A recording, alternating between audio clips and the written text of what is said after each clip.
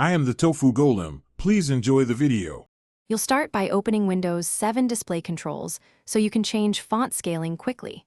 Right-click the desktop and select Screen Resolution or Personalize, then click the link labeled Make Text and other items larger or smaller.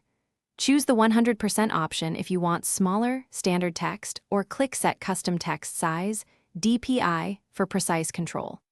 Once selected, apply the change. Make sure to read the on-screen prompt, because some apps need you to log off before the new size appears.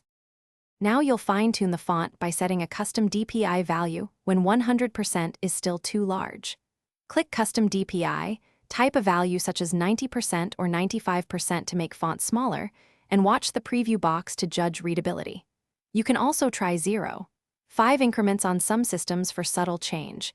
Keep in mind smaller numbers reduce clarity on low-resolution screens.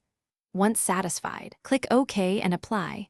Windows will often require you to log off or restart, so save work first.